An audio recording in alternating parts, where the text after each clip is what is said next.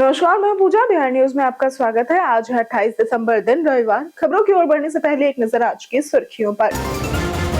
बिहार में अब पारिवारिक जमीन बंटवारे की प्रक्रिया होगी सरल। अब एक ही आवेदन से होगा पूरे परिवार की जमीन का दाखिल खारिज। नई सुविधा से बिचौलियों की भूमिका होगी सीमित। मैट्रिक प्रायोगिक परीक्षा 2026 का शेड्यूल हुआ जारी। 20 से 22 जनवरी तक चलेगी परीक्षा। सभी स्कूलों में गृह केंद्रों पर होगी आयोजित। 29 दिसंबर से शुरू होगा सक्षमता परीक्षा उत्तीर्ण शिक्षकों का बायोमेट्रिक मिलान। प्रत्येक डीईओ कार्यालय में 2 ऑपरेटर रहेंगे मौजूद। 3 चरणों में आयोजित होगी मिलान परीक्षा। नवादा में 30 दिसंबर को 1 दिवसीय रोजगार कैंप का होगा आयोजन। सुबह 11 बजे से शाम 4 बजे तक संचालित होगा कैंप। 18 से 30 वर्ष होगी आयु सीमा।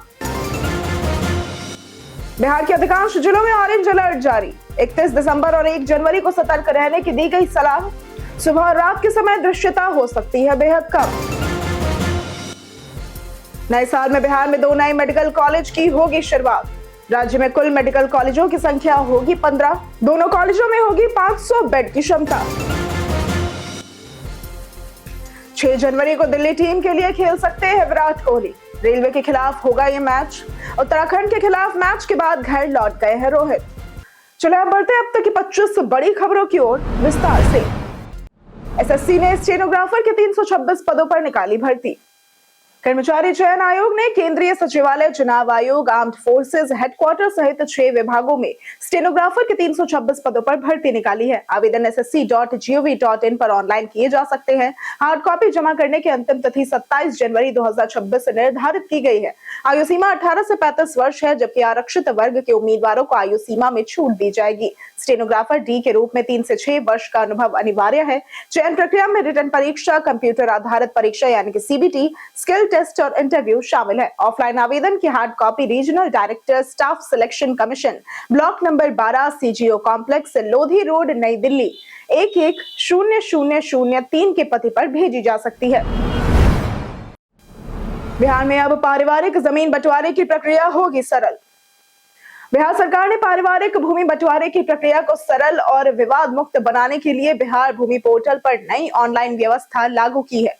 अब एक ही आवेदन से पूरे परिवार की जमीन का दाखिल खारिज किया जा सकेगा और इससे पहले हर हिस्सेदार को अलग से दाखिल खारिज कराना पड़ता था, जिससे कठिनाई भी होती थी। नई सुविधा डिजिटल प्लेटफॉर्म पर उपलब्ध है, जिससे पारदर्शिता बढ़ेगी और बिचौलियों की भूमिका सीमित होगी। मौखिक बंटवारे को भी सरकारी रिकॉर्ड में दर्ज कराया जा सकेगा और वहीं आवेदन में तकनीकी समस्या होने पर टोल फ्री हेल्पलाइन 1800-345-6215 पर संपर्क किया जा सकता है।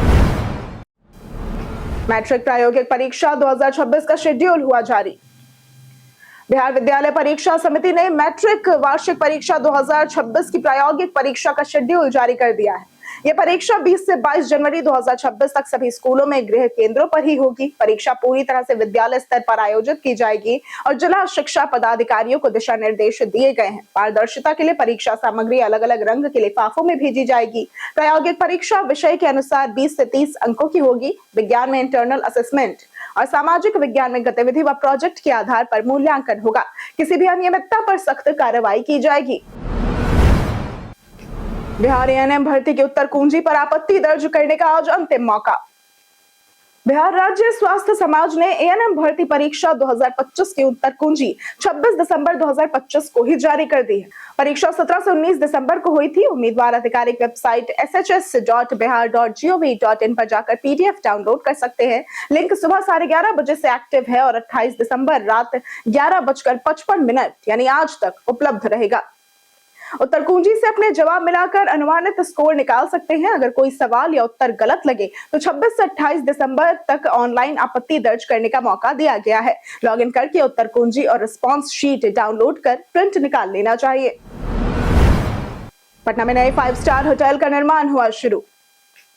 इनकम टैक्स गोलंबर के पास स्थित होटल पाटलिपुत्र अशोक को तोड़कर 140 कमरों वाला 5 स्टार होटल बनाने का काम अब शुरू हो गया है। पर्यटन निगम ने निर्माण एजेंसी को होटल सौंप दिया है। 1.5 एकड़ जमीन पर बनने वाले इस होटल पर 200 करोड़ से भी अधिक खर्च होंगे और निर्माण 4 साल में पूरा होने का लक्ष्य है। 5 स्टार दर्जा FHRAI टीम द्वारा गुणवत्ता और सुविधाओं जैसे स्विमिंग पूल, जिम, रेस्टोरेंट, बार, वाईफाई और कमरे की जांच के बाद मिलेगा। इससे पटना में विदेशी पर्यटकों की संख्या बढ़ने की उम्मीद है, जो अभी सालाना 20,000 है। 29 दिसंबर से शुरू होगा सक्षमता परीक्षा उत्तीर्ण शिक्षकों का बायोमेट्रिक मिलान। बिहार विद्यालय परीक्षा समिति ने स्थानीय निकाय के शिक्षकों के लिए सक्षमता परीक्षा चतुर्थ में उत्तीर्ण 4,932 अभ्यर्थियों का बायोमेट्रिक मिलान 29 और 30 दिसंबर को संबंधित जिला शिक्षा कार्यालयों में कराने का निर्णय लिया है। प्रत्येक DEO कार्यालय में चयनित एजेंसी द्वारा 2 ऑपरेटर उपलब्ध रहेंगे। अभ्यर्थियों को अपने मूल प्रवेश पत्र के साथ उपस्थित होना आवश्यक है और यह मिलान परीक्षा 3 चरणों में किया जाएगा ताकि किसी के स्थान पर कोई और परीक्षा न दे सके। परीक्षा 27 सितंबर से 12 और 22 अक्टूबर तक आयोजित हुई थी, जिसमें 14,936 अभ्यर्थी शामिल हुए थे। असफल शिक्षक नियोजित रहेंगे। राज्य में 50 लाख उपभोक्ताओं का 9,500 करोड़ का बिजली बिल बकाया। बिहार में 50 लाख घरेलू बिजली उपभोक्ताओं का 9,500 करोड़ रुपए का बकाया बिजली बिल जमा नहीं हुआ है। साउथ बिहार के 6,000 करोड़ और नॉर्थ बिहार की 350 करोड़ और नॉर्थ बिहार की 3,500 करोड़ राशि बकाया है। मुफ्त 125 यूनिट बिजली योजना लागू होने के बाद बकाया बढ़ा है। बिजली कंपनी ने प्रत्येक सेक्शन में 3 सदस्यीय टीम बनाकर घर घर जाकर वसूली अभियान शुरू किया है। दिसंबर में 1,02,189 उपभोक्ताओं की बिजली काटी गई। बकाया नहीं चुकाने पर 18% वार्षिक ब्याज भी लगेगा और बकाया चुकाने के बाद ही मुफ्त योजना का लाभ मिलेगा। किस्त में भुगतान की सुविधा भी है। पटना एम्स को कायाकल्प में मिला देश में 3रा स्थान। बिहार के चिकित्सा क्षेत्र के लिए बड़ी उपलब्धि के रूप में एम्स पटना को केंद्रीय स्वास्थ्य मंत्रालय की कायाकल्प योजना 2024-25 में राष्ट्रीय स्तर पर 3रा स्थान प्राप्त हुआ। इस रैंकिंग में एम्स भोपाल पहले और एम्स जोधपुर दूसरे स्थान पर रहे, जबकि विनोबा भावे सिविल अस्पताल सिलवासा को भी 3रा स्थान मिला। मूल्यांकन में अस्पताल की स्वच्छता, हाइजीन, संक्रमण नियंत्रण, नर्सिंग सेवा, बायोमेडिकल वेस्ट मैनेजमेंट और 24 घंटे सेवाओं की उपलब्धता जैसी कड़ी मानकों को ध्यान में रखा गया। पटना एम्स ने परिसर प्रबंधन और संसाधन उपयोग में उत्कृष्ट प्रदर्शन किया। इस सफलता पर कार्यकारी निर्देशक डॉक्टर राजू अग्रवाल और चिकित्सा अधीक्षक डॉक्टर अनूप कुमार ने खुशी जताई। मद्य निषेध विभाग में आधा दर्जन अधिकारियों का हुआ स्थानांतरण। मद्य निषेध, उत्पाद एवं निबंधन विभाग ने प्रशासनिक स्तर पर बड़ा फेरबदल करते हुए 6 अधिकारियों का स्थानांतरण किया है।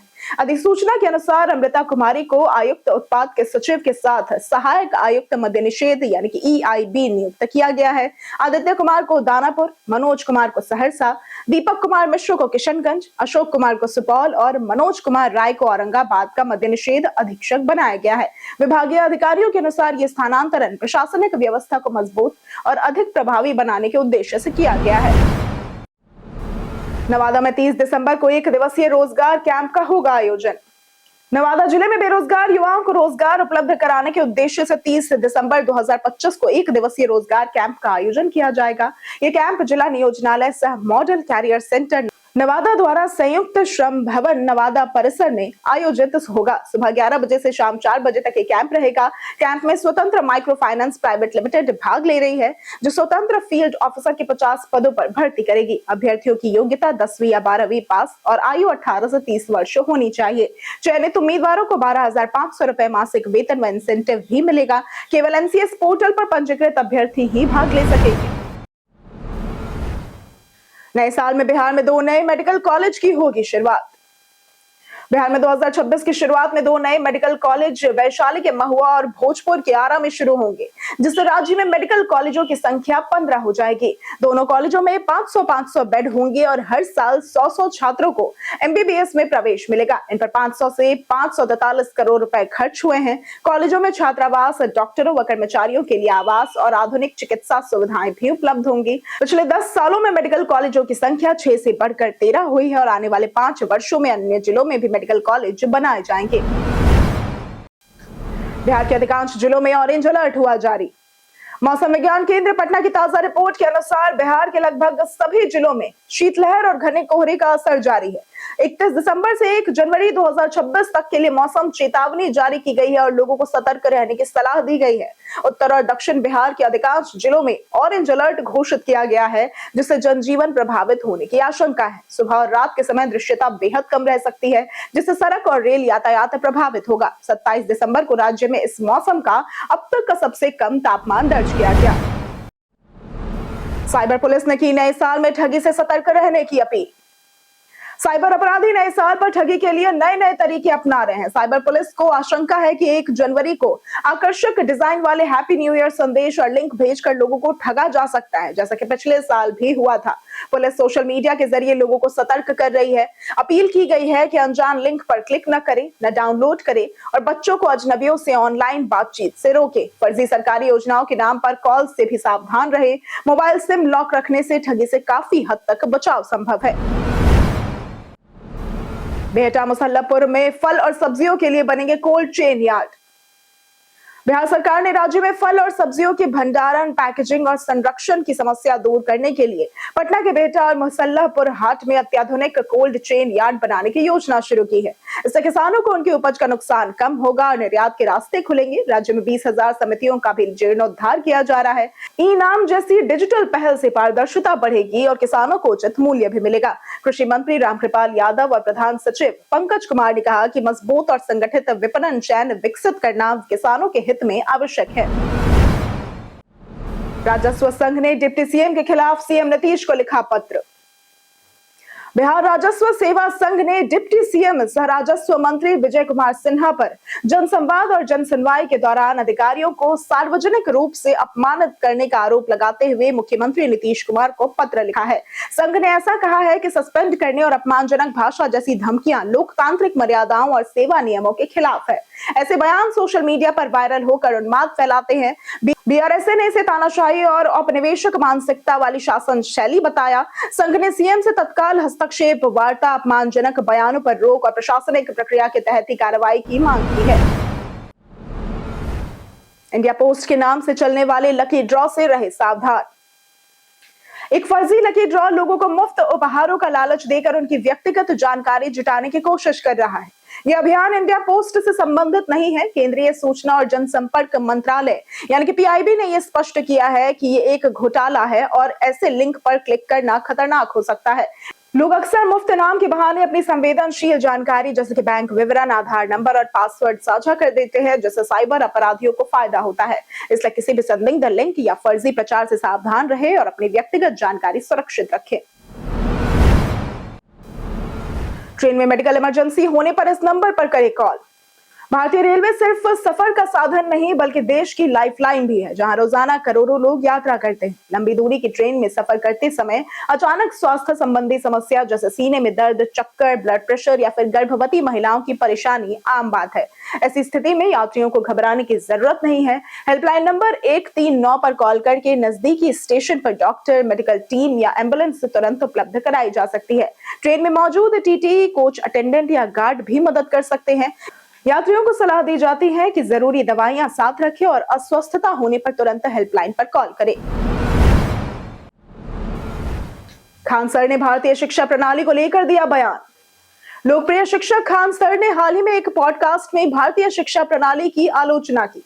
उन्होंने कहा कि वर्तमान शिक्षा सिर्फ सिलेबस पूरा करने और अच्छे मार्क्स लाने तक ही सीमित है, जो कि छात्रों में रचनात्मक सोच, समस्या समाधान क्षमता और व्यवहारिक कौशल विकसित नहीं हो पाते। उन्होंने शिक्षा में आर्थिक असमानता, शिक्षकों की अपर्याप्त ट्रेनिंग और स्किल बेस्ड एजुकेशन की कमी को भी उजागर किया। उनका मानना है कि छात्रों को इंडस्ट्रियल ट्रेनिंग और व्यवहारिक ज्ञान भी मिलना चाहिए और शिक्षकों के लिए विशेष विश्वविद्यालय और इनोवेशन ट्रेनिंग भी होनी चाहिए, ताकि शिक्षा जीवन में वास्तविक सफलता दिला सके। 6 जनवरी को दिल्ली टीम के लिए खेल सकते हैं विराट कोहली। विजय हजारे ट्रॉफी 2025-26 में विराट कोहली और रोहित शर्मा ने शानदार प्रदर्शन किया। 24 दिसंबर को दोनों ने शतकीय पारी खेली, जबकि दूसरे मैच में विराट ने 77 रन बनाए और रोहित गोल्डन डक हुए। विराट कोहली अब 6 जनवरी को रेलवे के खिलाफ दिल्ली टीम के लिए खेल सकते हैं, लेकिन ये भारतीय टीम के ट्रेनिंग कैंप पर निर्भर करेगा, क्योंकि 11 जनवरी से भारत न्यूजीलैंड ओडीआई सीरीज शुरू हो रही है। रोहित शर्मा दोबारा इस टूर्नामेंट में नहीं खेलेंगे और उत्तराखंड के खिलाफ मैच के बाद घर लौट गए हैं। मुंबई का अगला मैच 29 दिसंबर को छत्तीसगढ़ से है। जी राम जी योजना में ई केवाईसी होगी अनिवार्य। जी राम जी योजना में फर्जी उपस्थिति और मजदूरी हड़पने की घटनाओं को रोकने के लिए जिले में श्रमिकों की ई केवाईसी शुरू की गई है। अब कार्यस्थल पर मजदूरों की उपस्थिति ऐप के माध्यम से दर्ज होगी और अगर किसी की फोटो दोबारा या गलत कार्यस्थल पर अपलोड की गई तो ऐप उसे स्वतः खारिज कर देगा। जिले में 8,03,698 सक्रिय जॉब कार्ड धारक हैं, जिनमें 4,28,109 यानी कि 53.27% का ई केवाईसी पूरा हो चुका है, जो राज्य में दूसरे स्थान पर है। ऐप फोटो का मिलान आधार से करेगा और रेटिना स्कैन से पहचान सुनिश्चित होगी। इनसे फर्जीवाड़ा और मजदूरी में अनियमितताओं पर प्रभावी रोक लगेगी। जाने बैंक में कितना कैश जमा कर सकते हैं आप। आज के समय में बैंक अकाउंट हर व्यक्ति के लिए जरूरी हो गया है। सेविंग्स अकाउंट में 10 लाख रुपए से ज्यादा कैश जमा होने पर बैंक इसे इनकम टैक्स डिपार्टमेंट को रिपोर्ट करता है, लेकिन टैक्स तभी लगेगा जब जमा रकम आपकी घोषित इनकम से ज्यादा हो या स्रोत स्पष्ट न हो। बार बार बड़ी राशि जमा करना भी संदेह पैदा कर सकता है। करंट अकाउंट में बिजनेस वालों के लिए लिमिट 50 लाख रुपए है। पैन नंबर के जरिए बैंक और टैक्स विभाग लेन देन ट्रैक करते हैं, इसलिए कैश जमा कानूनी और साफ स्रोत से होना चाहिए और डिजिटल पेमेंट का ज्यादा उपयोग करना सुरक्षित है। कांग्रेस ने अदालत में की चुनावी अनियमितता पर याचिका दायर। कांग्रेस नेताओं ने हाल के बिहार विधानसभा चुनाव में कथित अनियमितताओं को लेकर अदालत में याचिका दायर की है। याचिकाकर्ताओं में अमित टुन्ना, ऋषि मिश्रा, प्रवीण कुशवाहा, तौकीर आलम और शशांक शेखर शामिल है। उनका आरोप है कि निर्वाचन आयोग ने सरकार को गैर कानूनी मदद दी और चुनाव के दौरान बड़े पैमाने पर पैसे बंट गए, जिसमें मतदाताओं को 10,000 रुपए देकर वोट भी खरीदे गए। कांग्रेस ने इसे लोकतंत्र के खिलाफ बताया और आयोग पर दोहरे मापदंड अपनाने का आरोप लगाया। याचिकाकर्ता अदालत से निष्पक्ष जांच की मांग कर रहे हैं। अब कोर्ट के फैसले का ही इंतजार है। अब 4 जनवरी तक चलेगा सरस मेला का आयोजन। जीविका द्वारा आयोजित सरस मेला पहली बार 24 दिनों के लिए आयोजित किया जाएगा। मूल रूप से मेला 12 से 28 दिसंबर तक आयोजित होना था, लेकिन महिला उद्यमियों को प्रोत्साहित करने और अधिक भीड़ को देखते हुए इसे 4 जनवरी तक बढ़ा दिया गया है। हालांकि नववर्ष की भीड़ के कारण मेला 1 जनवरी को केवल 1 दिन के लिए स्थगित रहेगा। ये मेला महिलाओं के व्यवसाय और स्थानीय उत्पादों को बढ़ावा देने का एक प्रयास है और इस प्रकार मेला 24 दिनों तक चलेगा, जिसमें नववर्ष के बाद भी लोग उत्साहपूर्वक भाग ले सकेंगे और स्थगन केवल 1 दिन ही रहेगा। सर्दियों में गीजर लगाते समय रहे सावधान। सर्दियों में गैस गीजर का इस्तेमाल बढ़ जाता है, लेकिन गलत उपयोग से यह खतरनाक भी साबित हो सकता है। गैस गीजर एलपीजी जलाकर पानी गर्म करता है और सीओ गैस छोड़ता है, जो बंद बाथरूम में जानलेवा हो सकती है। सुरक्षा के लिए गीजर को वेंटिलेशन वाले स्थान पर लगाए। एग्जॉस्ट फैन जरूरी है। गीजर आंखों के स्तर से थोड़ा ऊपर और बिजली के स्विच से दूर लगाएं। अगर संभव हो तो यूनिट बाथरूम के बाहर रखें और केवल गर्म पानी पाइप अंदर लगाएं। नहाने से पहले पानी गर्म करें। चक्कर, उल्टी, सांस में तकलीफ या आंखों में जलन जैसी स्थिति में तुरंत बाहर निकल जाएं। कई कारणों से दर्ज है भारत के इतिहास में आज की तारीख। आज की तारीख में 2000 में भारतीय डाक विभाग द्वारा वीरता पुरस्कार विजेताओं के सम्मान में 5 डाक टिकटों के सेट में 3 रुपए का एक सचित्र डाक टिकट जारी किया गया था। 1928 में कोलकाता में पहली बार बोलती फिल्म मेलोडी ऑफ लव प्रदर्शित हुई थी। 1896 में भारतीय राष्ट्रीय कांग्रेस के कोलकाता अधिवेशन में पहली बार वंदे मातरम गाया गया था। 1937 में रतन टाटा का जन्म हुआ था। ये एक भारतीय उद्योगपति थे। 1932 में धीरूभाई अंबानी का जन्म हुआ था। ये भारत के प्रसिद्ध उद्योगपति थे। 1977 में सुमित्रा नंदन पंत का निधन हुआ था। ये एक हिंदी कवि थे। हम प्रतिदिन आपसे 5 ऐसे जरूरी सवाल और उसके जवाब बताएंगे जो कि बीपीएससी, बिहार पुलिस, दारोगा समेत एसएससी जैसी अन्य प्रतियोगी परीक्षाओं में काम आएंगे। सवाल इतिहास, बिहार स्पेशल, विज्ञान, करंट अफेयर्स और भूगोल से रहेंगे। पूछे गए 5 सवालों में आपने कितना सही उत्तर दिया, ये हमें कमेंट करके जरूर बताएं। हमारा पहला सवाल है, महावीर का बचपन का नाम क्या था? ए वर्धमान, बी पद्म प्रभा, सी पार्श्व या फिर डी अनंत? इसका सही जवाब है ए वर्धमान। हमारा दूसरा सवाल है, किस राजा ने चौथी बौद्ध परिषद बुलाई थी? ए कनिष्क, बी अशोक, सी बिंदुसार या फिर डी राजा मेनेंड्रोस? इसका सही जवाब है ए कनिष्क। हमारा तीसरा सवाल है, बिहार अवसंरचना विकास सक्षम अधिनियम किस वर्ष में लागू किया गया था? ए 2003, बी 2007, सी 2011 या फिर डी 2006? इसका सही जवाब है डी 2006। हमारा चौथा सवाल है, बिहार में पहला रामसर स्थल कौन सा है? ए राजगीर पहाड़ियां, बी कंवर झील, सी खड़गपुर झील या फिर डी कैमूर रेंज? इसका सही जवाब है बी कंवर झील। हमारा पांचवा सवाल है, इनमें से कौन सा सूत्र या ग्रंथ बोधिसत्व अवलोकित ईश्वर से संबंधित है? ए प्रज्ञा पारमिता, बी विमल कीर्ति निर्देश, सी सुखावती व्यूह या फिर डी सुधर्म पुंडरिका? इसका सही जवाब है डी सुधर्म पुंडरिका।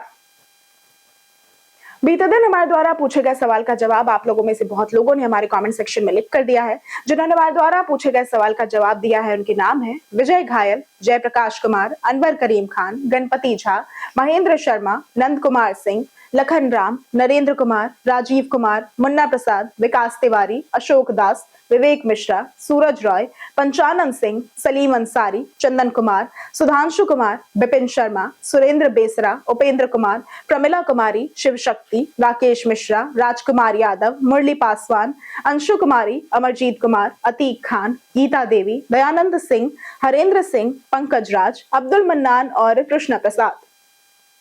इसी के साथ बढ़ते हैं आज के सवाल की ओर। आज का सवाल है, क्या बिहार में सरकारी नौकरियों की भर्ती प्रक्रिया पारदर्शी है? आप अपना जवाब हमें हमारे कमेंट सेक्शन में लिखकर जरूर बताएं। आज के लिए सिर्फ इतना ही। बिहार की तमाम खबरों के साथ बनी रहने के लिए देखते रहे बिहारी न्यूज, और साथ ही अगर आप यूट्यूब चैनल पर देख रहे हैं तो चैनल को सब्सक्राइब करें, और अगर आप फेसबुक पेज पर देख रहे हैं तो लाइक और फॉलो जरूर करें।